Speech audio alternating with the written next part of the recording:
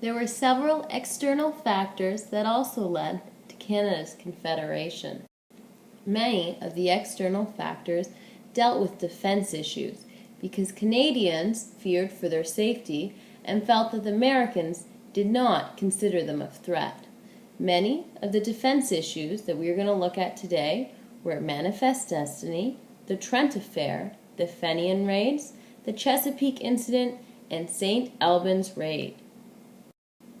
Manifest Destiny was the philosophy that Americans would eventually rule all of North America because it was Americans' right. The Civil War in the United States increased tensions between the Union, which was the northern states' name, and British North America, and many Americans believed that after the Civil War was over, the Americans would turn their attention north and invade Canada. The Civil War was occurring in the United States between the northern states and the southern states over whether slavery should be legal or not. The British had already abolished slavery, and as a result, all of its colonies had abolished it when the British government did. The northern states, known as the Union, opposed slavery. However, the southern states, known as the Confederacy, said that they needed slavery in order for their economy to run, and as a result attempted to create a new country. This led to a war in the United States where brother was fighting brother, and there was huge casualties. The next issue that concerned Canadians due to defense issues was the Trent Affair. The Trent Affair occurred on November 8 of 1861, where a northern warship, the USS Jacinto, ignored international laws and stopped the British mail packet, the Trent, sailing from Havana to England, and arrested 2 Confederate diplomats and their secretaries, who were on a diplomatic mission to Britain. They imprisoned them in Boston.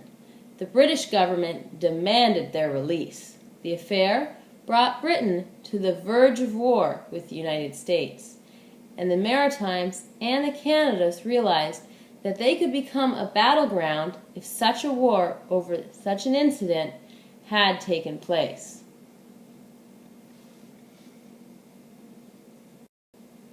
The Fenian Raids occurred because there were a group of Irish nationalists formed in the United States which wanted to overthrow British rule in Ireland.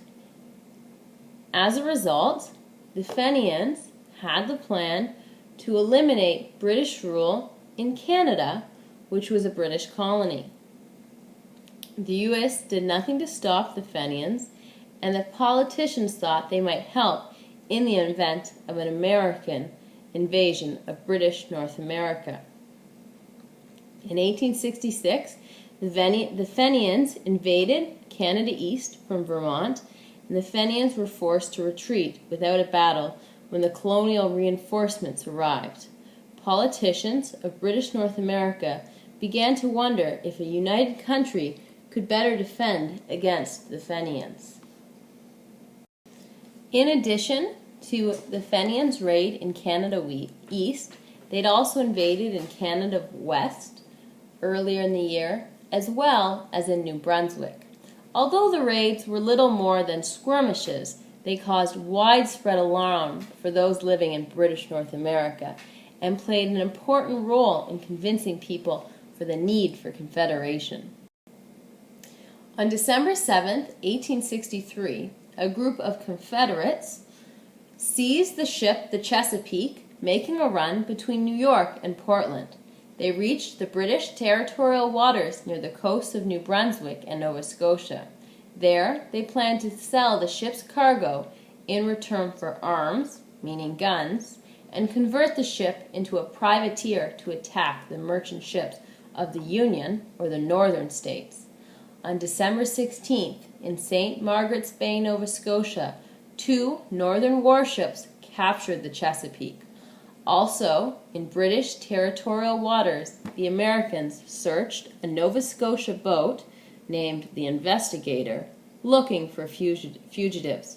British neutrality had been violated by both the Confederates and the Union states. Although there were no serious consequences from the incident, they showed that the British colonies that the South would try to use the Maritimes and Canada as a base for its operations against the North. Meaning during the Civil War, the Southern states would jeopardize the British North America's safety in order to try to beat the Northern states.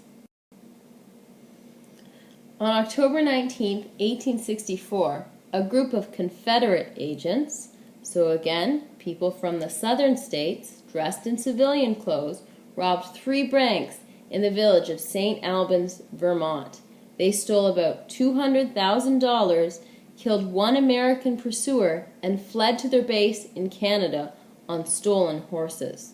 The Canadian government arrested the thieves and returned the money. But these actions did not calm the fears or reduce the anger of the northern states, who saw Canada as being sympathetic to the South. American troops had been ordered to follow the thieves into Canada, and this again would have violated neutrality and resulted in war. President Lincoln realized this and rescinded the order, as he knew that to continue with it would only have benefited the South. The fact that Confederates could use Canada and the United States government could order troops into Canada added to the fears already in place in British North America. There was also an important external economic issue that led to Canada's Confederation. Similar to the repeal of the Corn Laws and the internal issues, the end of reciprocity had a great importance in influencing Canada's Confederation because it had to do with money. British North America and the United States signed the Reciprocity Treaty in 1854. It allowed for a large degree of free trade between the United States and British North American colonies. Many goods, especially agricultural products, could be imported free of duties. American fishermen were allowed to fish in the Atlantic coastal waters of British North America, and colonial fishermen were allowed the same rights as far south as 36 degrees north latitude. This treaty brought a marked increase in trade with the United States and was especially profitable for the maritime colonies. In 1866, the United States government canceled this treaty at the same time it passed its annexation bill. This resulted in a sudden loss of favorable trading terms for the colonies. The British North America's solution was to create stronger internal trade between the colonies, and as a result led to the need for railways to transport goods, which led back to our internal factors that led to Confederation. This is the end of the external factors. Stay tuned for our next video on the path to Confederation.